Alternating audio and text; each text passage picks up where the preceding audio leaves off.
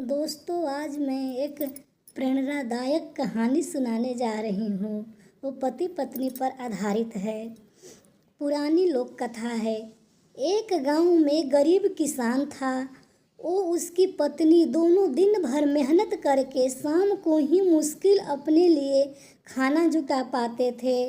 दोनों सुबह से खेतों में मजदूरी करते, सूखी लकड़ियाँ और पत्ते इकट्ठा करके बेचते, तब कहीं जाकर दोनों का गुजारा हो पाता था। फिर भी पत्नी अपने जीवन से संतुष्ट थी, लेकिन किसान को ये बात हमेशा अखरती थी। उसे अपने दोस्तों और रिश्तेदारों का जीवन देखकर बहुत बुरा लगता था। वे आराम से जीवन गुजार रहे थे। एक दिन किसान की किस्मत पलट गई। जंगल में लकड़ियाँ लेने गया। किसान काफ़ी आगे तक निकल गया। जंगल के बीच में उसे एक गुफा दिखाई दी। गुफा में अंधेरा था। वे जैसे तैसे हिम्मत जुटाकर गुफा में दाखिल हुआ। जब वो अंदर गया तो उसकी आंखें फटी रह गई। अंदर का एक पूरा खजाना था। उसने खजाने पर कब्जा कर लिया और गुफा को मिट्टी, पत्थर और पेड़ों के पत्तों से ढक दिया। फिर बैलगाड़ी से धीरे धीरे सारा खजाना अपने घर ले आया। पहले से तो थोड़ा धन देखकर उसकी पत्नी बहुत खुश हुई, लेकिन जब किसान रोज गाड़ी भर कर धन घर लाने लगा तो पत्नी ने उसे रोका, समझाया कि इतना धन इकट्ठा करना ठीक नहीं है। जितने धन में हमारा जीवन आराम से ही कट जाए उतना ही आप ले आइए। लेकिन किसान के सिर पर धन की धूल सवार थी। उसने एक घर खरीद लिया, नौकर चाकर रख लिए, पूरे खजाने को अपने घर में सुरक्षित करके रख लिया। धीरे धीरे उसके धनवान होने की बात दूर दूर तक फैल गई। कई लोग रिश्तेदारियां निकाल कर उसके पास आने लगे, उसे इज्जत देने लगे। वो भी धन के अभिमान में उसे बुरी आदतें लग गई। अपनी अयाशी में वो पत्नी से भी दूर हो गया। उसकी पत्नी समझ गई आ गया कि यह बात हद से बाहर जा चुकी है। वो उसे छोड़कर चली गई। किसान नगर सेठ हो चुका था।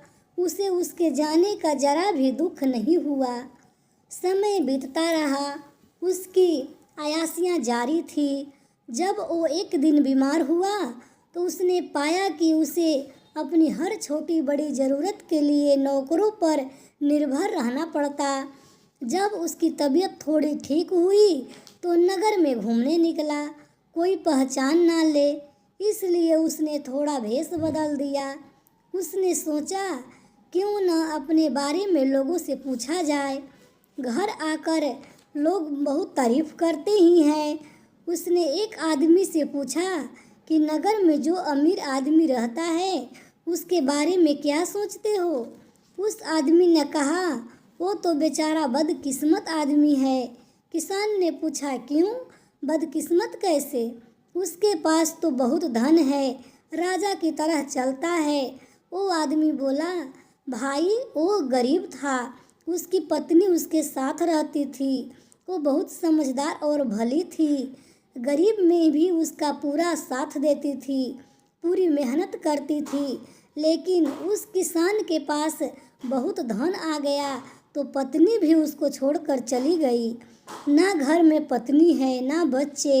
इतना धन आ गया तो ना घर में कोई उसका सुख उठाने वाला है, ना ही कोई उपयोग करने वाला है। उसे तो छोटे छोटे कर्मों के लिए भी नौकरों के भरोसे रहना पड़ता है। जब पैसा नहीं था तो पत्नी साथ देने के लिए थी, लेकिन जब पैसा है तो पत्नी चली गई।